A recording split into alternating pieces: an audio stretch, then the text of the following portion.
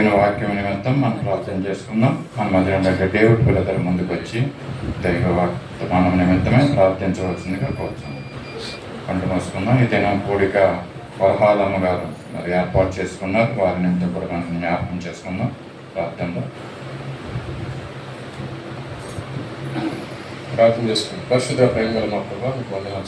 తండ్రి ఎవరైనా భరోసా ప్రేమించిన సజీవులకు వచ్చినైనా మీ అందరికీ మేము మందిర ఆవరణలో తండ్రి జీవాహారమైన ఆహారం తినడానికి తండ్రి మన సంస్కృతిలో తోడుకు ఇచ్చిన దాన్ని బట్టి మీకు వందనాలు మా ప్రభావ తండ్రి. అనేక దినాలుగా తండ్రి ఎవరైనా అయ్యా మీ సిలువ ధ్యాన కూడుకులు తండ్రి మేము జరుపుకుంటున్నాం మా ప్రభావ తండ్రి. మరో నిక్షార్థం తయారు చేయండి మా ప్రభావ తండ్రి. మరో నెమ్మది కలుగజేయండి మా ప్రభావ తండ్రి. ఎవరెవరైతే నీ వాక్యం మీద వారి జీవితాలు కట్టుకోవాలని ఆసక్తిపడుతున్నారు మా ప్రభావ వారి హృదయంతో మాట్లాడండి మా ప్రభావ తండ్రి. వారి జీవితాల్లో నెమ్మది దయచేయండి. వారి కుటుంబాల అవసరం తీర్చండి మా ప్రభావ తండ్రి. ఎవరైనా ఈ సన్నిధిలో సమయం ఎత్తుతున్న గతని బిడ్డలు తండ్రి సంపూర్ణమైన తండ్రి ఒక ఆశీర్వాదం దయచేయండి మా ప్రభావ తండ్రి. ఎవరైనా ఊరికే తండ్రి చిచ్చాపాటి కబుర్లు చెప్పుకోకుండా మీ యందు దయచి తండ్రి మీ పైన తండ్రి ఆనుకుని తండ్రి అయ్యా మీ చిత్తం కోసం ఎదురు చూస్తున్న పిల్లలు మీరు జ్ఞాపకం చేసుకుని మా ప్రభావ ఎవరెవరైతే తండ్రి ఇవన్నీ మీ మందిరంలో తండ్రి మీ జీవాహారం తినడానికి సిద్ధంగా ఉన్నారు మా ప్రభావంతో మీరు మాట్లాడండి మా ప్రభావ మీకు వందనాలు స్తోత్రం తండ్రి. అదే రీతిగా తండ్రి ఏమైనా వరహాలంగా జ్ఞాపకం చేసుకుంటున్నాం మా ప్రభావ తండ్రి. విడుదల తండ్రి ఉన్న ఇష్టాన్ని బట్టి తండ్రి మీపైన ప్రేమను బట్టి తండ్రి ప్రేమించి తండ్రి కూడికి ఏర్పాటు చేసుకుని తండ్రి అయ్యా ఆ బిడ్డ తండ్రి కుటుంబాన్ని ఆశీర్వదించి సహాయం చేయండి తండ్రి. కావాల్సిన ఆశీర్వాదం దయచేయండి చేయండి మా ప్రభావ తండ్రి. ఏమైనా ఇప్పుడు మాట్లాడుతున్న తండ్రి మాకు మేతైన విషయాలు తండ్రి ఏమైనా ప్రతి ఒక్క విషయాన్ని మా హృదయాలు భద్రపరుచుకుని అక్రీదులు మీ జీవితం సహాయం చేయమని తండ్రి. మీ పరిశుద్ధాత్మ సహాయంతో బిడ్డకు ఉండమని తండ్రి. మాట్లాడుతున్న మీకు సహాయం చేసి తండ్రి బిడ్డ నడిపి సహాయం చేయండి ఆశీర్వదించిన యేసునామములో వారి వెళ్తున్నాం తండ్రి. సమయంలో అన్నమాట అవిలపేట గారి ముందుకు వచ్చి దేవుని యొక్క మాటలు మనకు ప్రకటిస్తారు.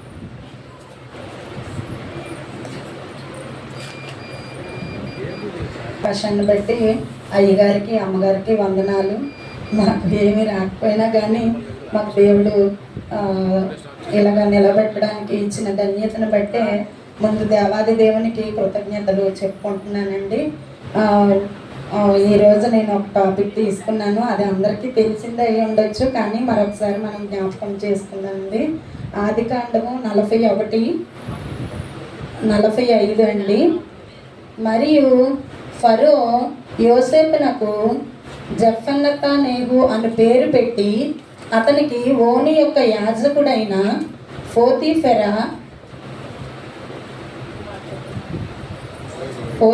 కుమార్తెయకు ఆసనతనిచ్చి పెండ్లి చేసినట్టండి. ఆసేనతు ఆ పేరే కొద్దిగా పలకడానికే కష్టంగా ఉంది. అంటే స్త్రీల కోసం ఎవరి కోసమైనా చెప్దామని నేను కొన్ని చూసేటప్పుడు నాకు ఆసక్తిగా అనిపించింది. ఈ స్త్రీ అటండి అన్యురాలు అంటండి.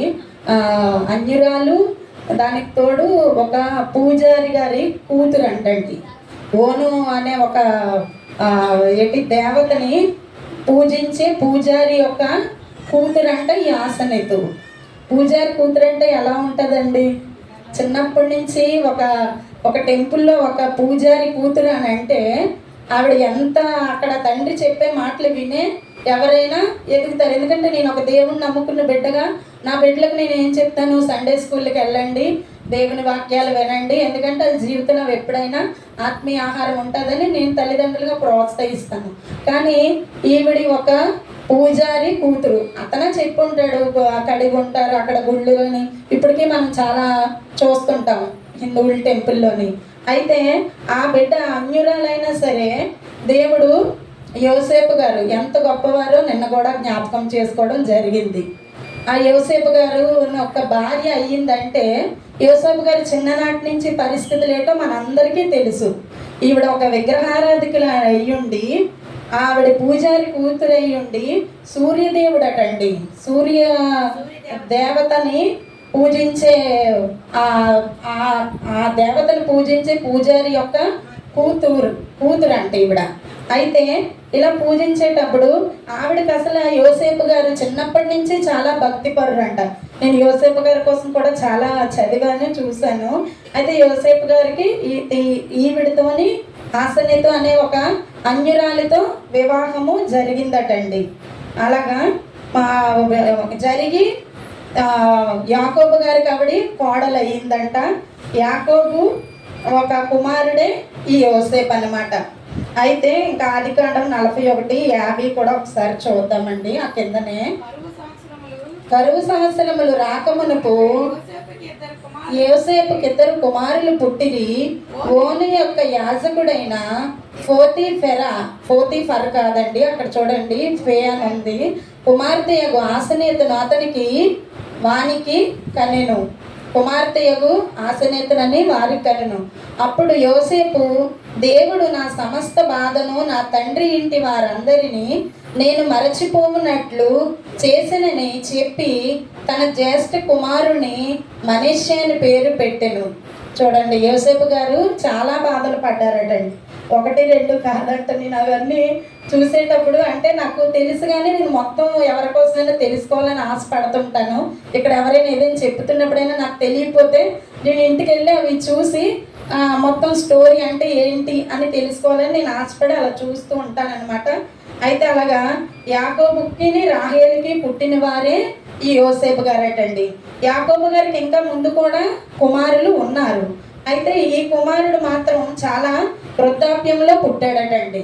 చాలా ముసలితనం తర్వాత పుట్టారంట. పుట్టిన తర్వాత కొన్ని రోజులకే తల్లి కూడా యోసేపు గారికి మరణించిందంటండి. నిజంగా తల్లి లేకపోతే బిడ్డలకి ఎంత కష్టం అండి. తల్లిగా స్త్రీగా ఒక తల్లి ఉండాలంటే చాలా బాధ్యతలు ఉంటాయి బిడ్డల పట్ల. ఆ తల్లి గారు కూడా మరణించారంటండి. తండ్రి కూడా చాలా వృద్ధుడై ఉన్నాడంట. అయితే పిన్నులు వాళ్ళ అన్నదమ్ములు అందరూ కూడా యోసేపు గారిని చంపాలని చూస్తారటండి. చంపాలని చూస్తే ఎందుకు చంపాలని చూస్తారంటే దేవుడు అతనికి ఇచ్చిన గొప్ప ఆధిక్యత ఏంటంటే కళలంటండి. కళలు వచ్చి దాని భావాన్ని చెప్పేవారంట.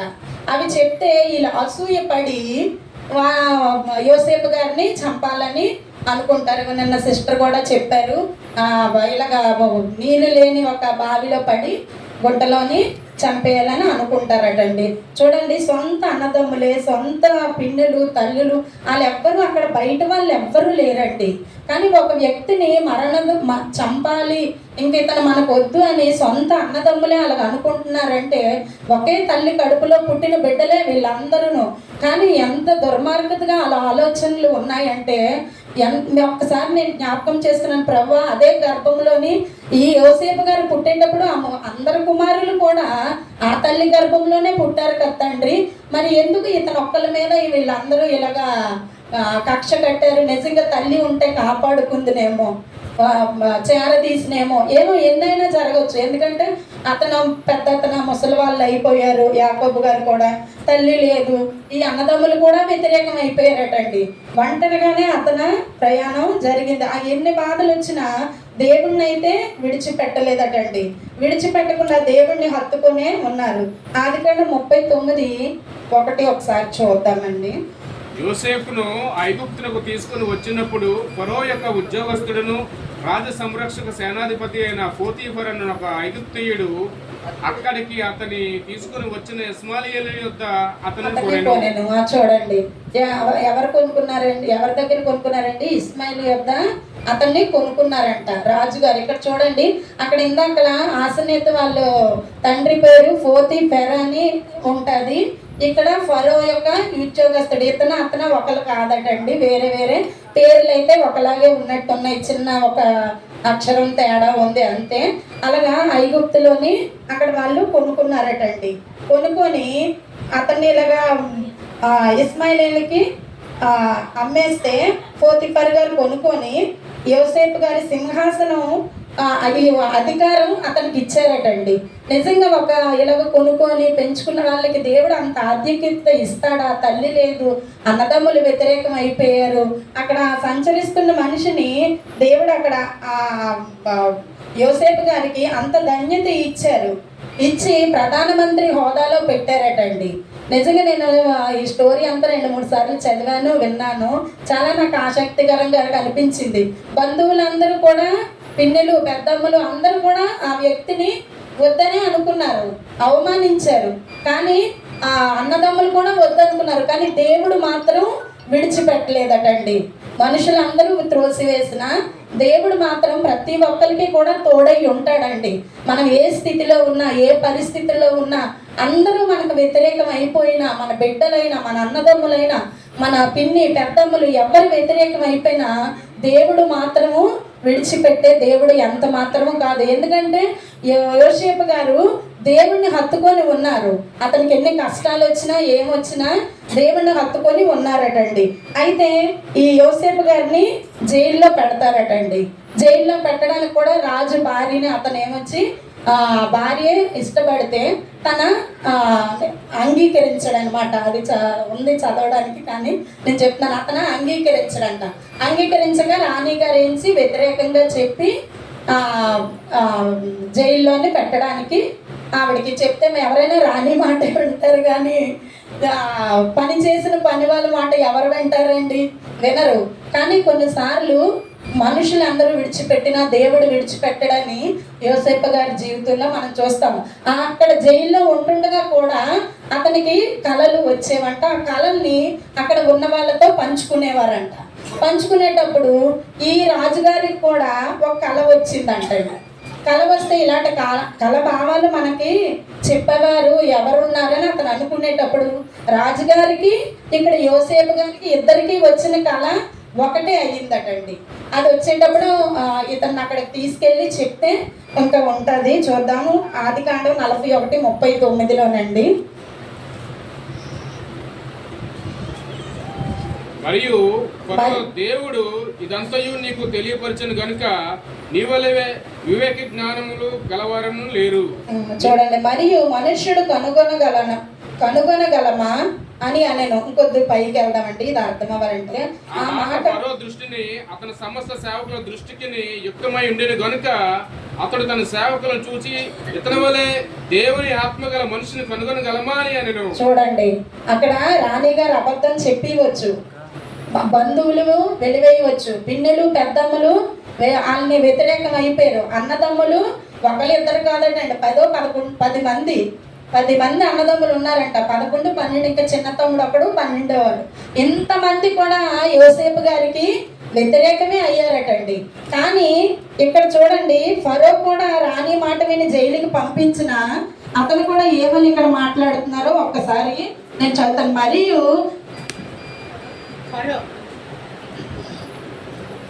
ఇతని వలె దేవుని ఆత్మ గల మనుషుని మనము కనుగొనగలమా అని అన్నారంట. దేవుడు ఆశీర్వదిస్తే ఎవరండి ఆపగలరు? ఎవ్వరు ఆపలేరు. మనుషులు అనుకుంటారు మన విషయాల్లో లోపాలను ఎత్తి మనల్ని కిందకు పెట్టాలని అనుకోవచ్చు, కానీ దేవాతి దేవుడు ఆత్మీయ మర్మాలని మనకి తెలియజేస్తాడు. ఒక్కొక్కసారి మనకి కూడా కొన్ని కళలు వస్తుంటాయి. మనల్ని ప్రేమించిన వాళ్ళకి అపాయాలు జరిగినట్టుగా నాకు చాలాసార్లు వచ్చాయండి. కానీ నేను ఎవరికి చెప్పలేదు, కానీ నేను వారి కొరకు ప్రార్థన చేసుకునేదాన్ని. ప్రభువా, నాకు ఇష్టమైన వాళ్ళనే నేను ఇలాంటి సిచ్యువేషన్లో చూస్తానా అని. అలాగా కొన్ని నాకు మా తండ్రి గారి గురించి చనిపోకముందే మా నాన్నగారు చనిపోయినట్టు నేను దర్శనం చూశానండి. ఆ రోజు నేను మా పీటర్ గారిని మధ్యరాత్రిలో లేపి గట్టిగా పట్టుకొని ఏడ్చాను. అంటే బ్రతుకున్న మనిషి అలా ఉంటుండగా మనం చనిపోయినట్టు ఊహించలేము, కానీ నాకు వచ్చిందండి.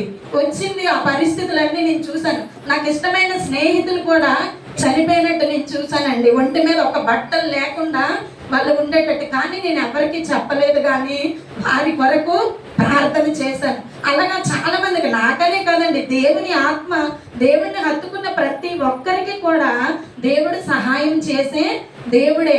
మనం అనుకుంటాం నాకే అన్ని తెలుసు, నాకే ఇన్ని తెలుసు అని. నేను ఈ వాక్యం చెప్పగలుగుతున్నానేమో కానీ బైబిల్ అంతా నాకు తెలియకపోవచ్చు. కానీ దేవుడు కొన్ని విషయాలు కొందరితోని మాట్లాడతారనమాట. ఇతని గల ఆత్మీయ మర్మాలని ఎవరైనా కనుగొనగలమా అని రాజుగారే అక్కడ చెప్తున్నారనమాట. అలాగే ఇంకా కొద్దిగా కిందకు వస్తే, నీవు నా ఇంటికి అధికారివై ఉండవలెను. అతనే చూడండి, రాజు ఇంటికి అధికారివై ఉందువు, ప్రజలందరూ నీకు విధేయులై ఉందురు. ప్రజలందరూ నీకు విధేయులెదరు అంట. బంధువులు వద్దన్నారు. చూడండి, నేను ఎందుకంటే అన్నిసార్లు జ్ఞాపకం చేస్తున్నాను, మనుషులు త్రోసేసిన వాళ్ళని దేవుడు మాత్రం విడిచిపెట్టడు.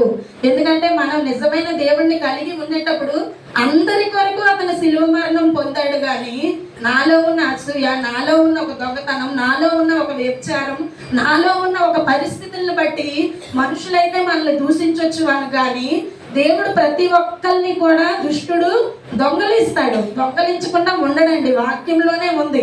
యవనస్తుల్ని దొంగలిస్తాడు. కంటి చూపుతో మనం ఎవరినైనా చూసిన చూపుల్లోని కానీ అందరినీ కూడా దుష్టుడు అనేవాడు దొంగలిస్తాడు. కానీ దేవుడు మాత్రం మనల్ని ఎత్తి పట్టుకుంటాడు, దేవుని సాక్షిగా నిలబెడతాడు. దేనికైనా ఒక సమయము కలదు. మనం ఏం చేయాలి? ఎదురు చూడాలన్నమాట. నేను ఆశకి పెళ్లి చేసిన తర్వాత నేను చాలా అవమానాలు, నిందలు, మాటలు చాలా వచ్చాయండి. తల్లిదండ్రులకు మేము కొన్ని బాధ్యతలు చేసినప్పుడు మన మీద వస్తాయి. వచ్చేటప్పుడు అవి కూడా మనము భరించాలి.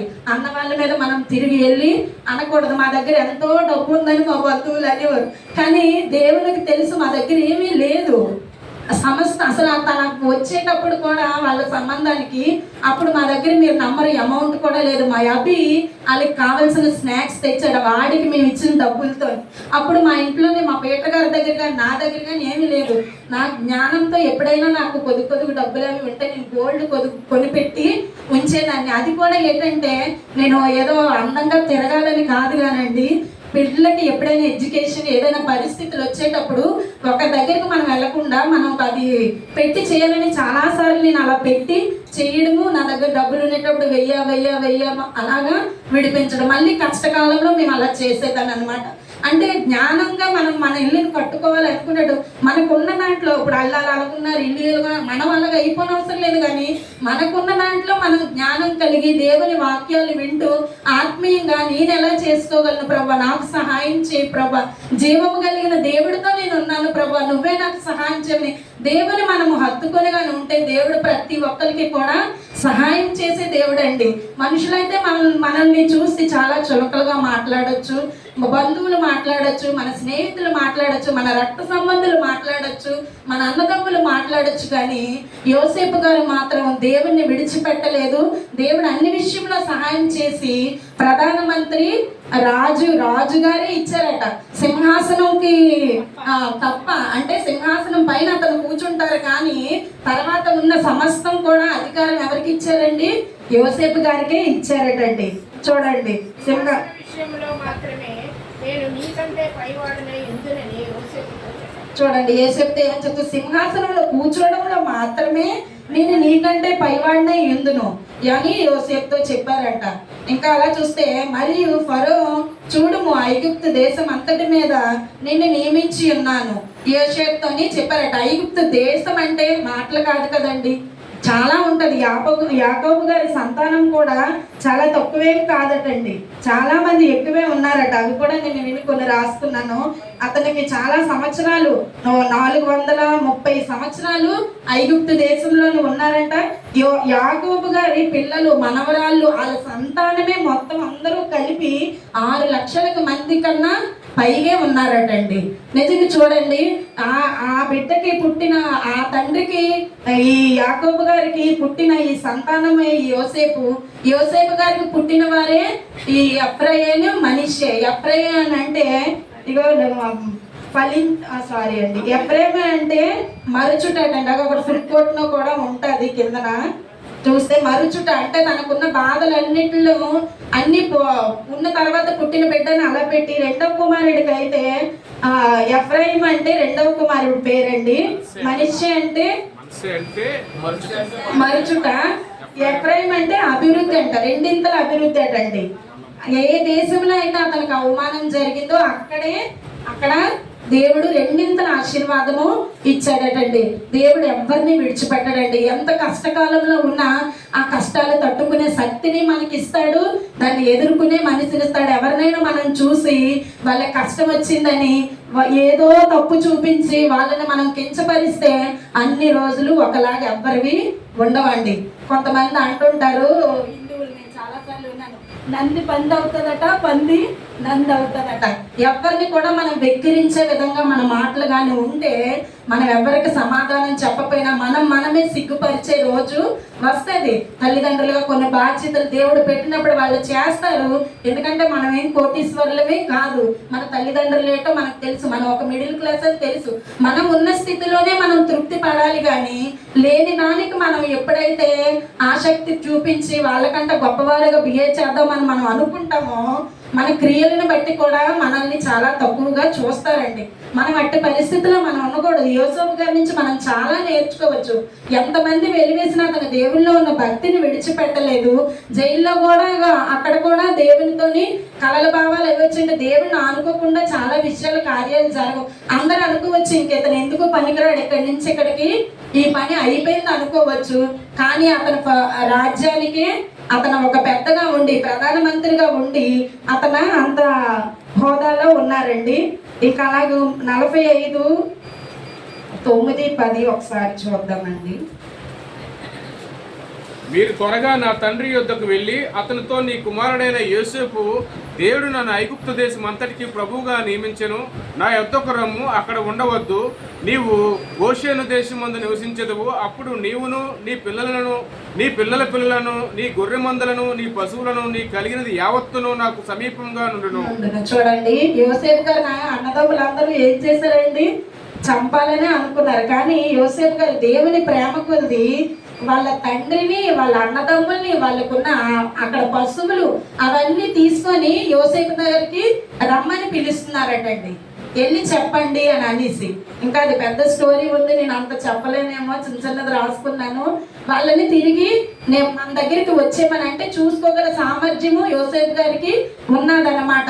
అక్కడ కూడా కరువు వస్తుందని అనేసి రాజుగారికి వీళ్ళకి కల వచ్చేటప్పుడు యోసేపు గారి జ్ఞానం కలిగి ధాన్యం ఎంతో కూడా సమృద్ధిగా సేవ్ చేశారటండి. మనకు ఒక కష్టం వస్తుందంటే దేవుడు మనకు కొన్ని ఇచ్చేటప్పుడు మనం కొన్ని అవి పక్కన పెట్టాలి. అవి మన అవసరానికి అవి పనికి వస్తాయి అన్నమాట.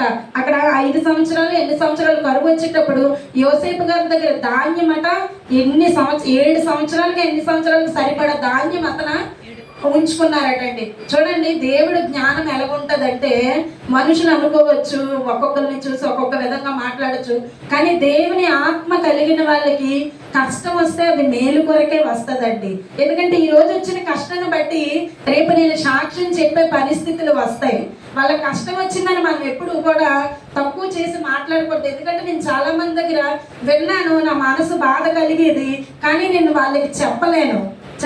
కానీ నాకున్న అనుభవాలు నేను పంచుకుంటే మరొకసారి ఎవరైనా మనం అలా ఉండకూడదని మనకి తెలుస్తుంది. ఎవరైనా విగ్రహారాధికులు వాళ్ళ నుంచి ఉన్నారనుకో, వాళ్ళు కూడా మనం తక్కువ చేసి చూడకూడదండి. మనకి ఇష్టం లేకపోతే మనం దూరంగా ఉండాలి. ఎందుకంటే మన బంధువుల్లో చాలా మంది ఉంటారు, మన స్నేహితుల్లో ఉంటారు. ఎవరిని కూడా మనము పక్కన పెట్టలేము. నిజంగా దేవుడి వాక్యం మనకు తెలియబట్టి ఇన్ని మర్మాలు మనకు తెలుస్తున్నాయి.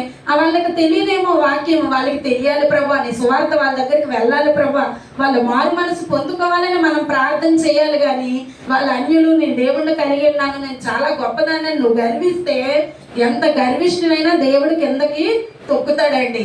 నిజంగా చెప్తాను, ఆస్తి బంగారం ఇవన్నీ కాకుండా దుష్టుడు ఎవరికైనా నాకైనానండి ఎవరికైనా ఆరోగ్యం అనేది ఎవరి ఆధీనంలోని ఉండలేనిదండి. అది దేవుడు ఒక్కడే ఇవ్వగలడు.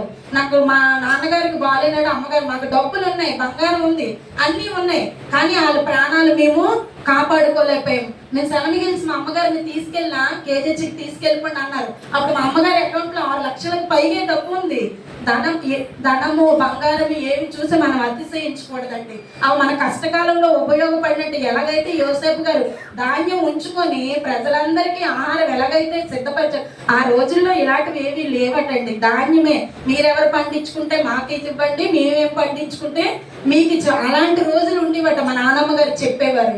ఇప్పుడు డబ్బు ధనము బంగారం అవన్నీ మనుషులు ఒక కాలం మారుతున్న కొద్ది అలాగ వచ్చాయి. అప్పుడు పెద్ద అధికారుల దగ్గర, రాజుల దగ్గర, అలాంటి వాళ్ళ దగ్గరే కానీ సామాన్యుల దగ్గర ఏవి ఉండేవి కాదటండి. వీళ్ళు సోళ్ళు పండిస్తే వాళ్ళకి ఇచ్చేవారంట, వాళ్ళు ఏమైనా పండిస్తే వీళ్ళకి ఇచ్చేవారట. నేను విన్నాను పెద్దవాళ్ళు చెప్పడం. అలా ఉండేది. కాలం మారుతున్న కొద్ది, ఇప్పుడు టెక్నాలజీ మారుతున్న కొద్ది పిల్లలకు చాలా విషయాలు తెలియకపోవచ్చు. కానీ నేను చెప్తున్నాను ఏంటంటే దేన్ని చూసి కూడా మనం అతిశయపడడానికి లేదు.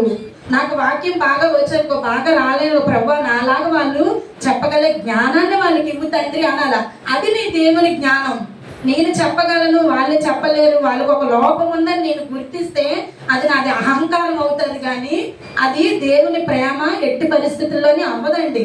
అతనికి వచ్చిన కళలు చెప్పినప్పుడు ఫరో రాజు గారు వినేటప్పుడు నిజంగా తన భార్య చెప్పిన మాటలు వింటే జీవితాంతం జైల్లోనే ఉంచునేమో, కనుక తనకు కూడా దేవుడు మాట్లాడి ఉంటాడేమో, జ్ఞానం కలిగి అవి మాట్లాడుకొని అతనికి అలాంటి స్థానాన్ని మళ్ళీ ఇచ్చారంటే ఆ ఇంట్లోని రాజు ఇంట్లో వాళ్ళు కూడా యోసేపు గారి మాట వినేవారటండి, వాళ్ళకి లోబడేవారట.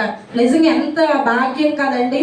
నిజంగా వద్దు అనుకునే వాళ్ళని దేవుడు అలాంటి దగ్గర కూడా పెట్టగలడు. ఈ ఆసనేత విగ్రహారాధికుల కూతురైనా దేవుడు అలా ఏర్పరచుకున్నాడు. బైబిల్లో ఎవరిదైనా పేరేటంటే ఊరకనే రాసి ఉండదంట. ఇదేం గ్రంథం అండి? పరిశుద్ధ గ్రంథము. ఆ అన్యురాలే పూజారి కూతురే అవ్వచ్చు, కానీ దేవుడు రాయించాడంటే తరతరాలకి మనలాంటి వాళ్ళకి ఏంటంటే మనం అనుకుంటాం వీళ్ళు అన్యులు, వీళ్ళతో మనం ఉండకూడదు. కరెక్టే, మీరు ఉండాలంటే ఉండొచ్చు, కానీ వాళ్ళని ద్వేషించకూడదు, ప్రేమించాలి. ప్రేమతో ఏదైనా చెప్పాలి. మనం ఏమో మనం ఎలా ఉంటుండగా అలాంటి వాళ్ళు మారిపోయారు అనుకోండి, వాళ్ళని చూసి మనం సిగ్గుపరిచే రోజులు వస్తాయి. దేవుడు ఎవరిని ఎప్పుడు ఎలా వాడుకుంటాడో తెలియదు. మన మహాభక్తి 100 సంవత్సరాలు బ్రతుకుతామో లేదో కూడా మనకి తెలియదు. మన తర్వాత తరాలు ఉన్నాయి, మన ముందు తరాలు ఉన్నాయి. దేన్ని చూసి కూడా మనం అతిశయపడడానికి లేదండి. మా చుట్టాల్లో నేను చాలా మందిని చూశాను. నాకు పెళ్ళయ్యేటప్పుడు అయితే చాలా మంది అన్యులే ఉన్నారండి. ఇంకా నేనైనా చెవిరింగులు అవన్నీ పెట్టుకుంటున్నాను, కానీ విజయనగరం జొన్నగుడ్డులోని పైడితల్లం పండుగ అంటే భయంకరమైన విగ్రహారాధన. అందరూ వెళ్తుంటారనమాట. అయితే అక్కడికి వాళ్ళు ఎక్కడ లేని వాళ్ళని పిలిచి వండి మార్చి చేసిన వాళ్ళు ఆశా పెళ్లికి వచ్చినప్పుడే నేను సంపూర్ణంగా వాళ్ళని చూశానండి. చూస్తే కనీసం వాళ్ళకి ఏం లేక ఆస్తులు ఉన్నాయి, ఇల్లులు ఉన్నాయి, అన్నీ ఉన్నాయి, కానీ అది ఏం పెట్టుకోలేదండి. పెట్టుకోకపోతే అక్క నువ్వు దేవుడిని తెలుసుకున్నావు అంటే నేను ఎప్పుడుకో మారిపోయినమ్మా తెలీదా అన్నది. నిజంగా అలాంటి వాళ్ళని చూసి నేను ఒకప్పుడు మేము అనుకున్నాం, మా నాన్నగారు అనేవారు వద్దమ్మా పూజలు అవి చేస్తారు, మనం తినకూడదు, వద్దు వెళ్ళొద్దని. అందరినీ పిలిచినా మమ్మల్ని తీసుకొని వెళ్ళేవారు కాదు. వాళ్ళు కుటుంబ సభ్యులే, కానీ వాళ్ళే ఇప్పుడు అక్కడ ప్రార్థనలు, చర్చిలు. నిజంగా వాళ్ళని చూసి నేను చాలా ఆశ్చర్యపడిపోయానండి.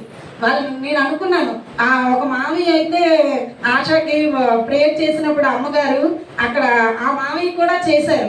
ఆ మామయ్య వాళ్ళ ఇంట్లో నుండి మీరు నమ్మరు, ఒక గది దేవుడికి ఇచ్చి అక్కడ ఒక పైడితల్లమ్మని పెట్టి చుట్టాలందరినీ పిలిచి అక్కడ వంటలు వండుకొని తినే మామయ్య నోట్లోంచి నేను ప్రార్థన నా ఇంట్లో చేయడం నేను చూశానండి. నేను చాలా ఆశ్చర్యపడిపోయాను. ప్రవ్వా నువ్వెంత గొప్ప దేవుడు నాయన. మేము అప్పుడు మా తండ్రులు ఎవరైనా వాళ్ళ కోసం ప్రార్థన చేసి ఉన్నారేమో, వాళ్ళు అలా మారారు. ఆ ప్రార్థనకి ఎంత శక్తి ఉంది. వాళ్ళ నోట్లోంచి పలికేటప్పుడు నేను అనుకున్నాను, ప్రవ్వా ఎవరిని కూడా మనము తక్కువ చేసి చూడకూడదు. దేవుడు ఎప్పుడు ఎవరిని ఎలా వాడుకుంటాడో ఎవ్వరికీ తెలియదండి. అందుకే మనం అందరం ఐక్యత, ప్రేమ, సమాధానం కలిగి ఉండాలి. ఎవరిలో నేను లోపాలు ఉంటే ప్రభు ఆ వ్యక్తిని మార్చు నాయన అని మనం ప్రార్థన చేయాలి. నేనేమైనా తప్పులు చెప్పి ఉంటే నన్ను క్షమించండి. నేను టైం ఉంది కానీ పాత నిబంధన నాకు అంత ఎక్కువ తెలియదు, ఏదో కొద్దిగా అలాగే నేర్చుకొని చెప్పాను. ఇలాగ ఆసనెత్తిన అన్యురాలైన స్త్రీని దేవుడే ఆహ్వానించాడు. పెద్ద రాజే పెద్ద ప్రేయర్గా ఉండే దేవుడిని విడిచిపెట్టలేని యోసేపు గారికే భార్య అయ్యిందంటే కాలం మారచ్చు. అన్యులు, హిందువులు అందరూ కూడా దేవుని బిడ్డలు అవ్వచ్చు. ఎవరిని మనం ప్రేమతోనే కానీ అన్యులైనా సరే మనం ఎవరిని కూడా దూషించి దేవుడిని నేను తెలుసుకున్నాం మీరు తెలుసుకోలేదని మనం ఎవరిని తక్కువగా చూడకూడదని నా ఉద్దేశం అండి. దేవుడి చిన్న మాటలు దీవించి ఆశీర్వదించిన గాక. చక్కని మాటలు వివరించిన అభిలపేట గారికి సంఘం తరఫున వందనాలు తెలియజేస్తున్నాను. మంచి విషయాలు తెలియజేశారు. యోసేపు యొక్క భార్య గురించి, అలాగే భార్య అయినటువంటి ఆసనేతి యొక్క తండ్రి గురించి, అన్య జనాంగము, అన్య పూజలు, ఇవన్నీ కూడా చక్కగా మరి ఈ దినాల్లో ఉన్నటువంటి సందర్భాలని మరి దాన్ని షేర్ చేసుకున్నందుకు చాలా వందనాలు చెల్లించుతున్నాను. సమయంలో రేపటి దినము ఆదివారం, మట్టల ఆదివారం అంటే ఉదయం 8 గంటలకి మనకి ఈ యొక్క ఊరేగింపు కార్యక్రమం ఉంటుంది.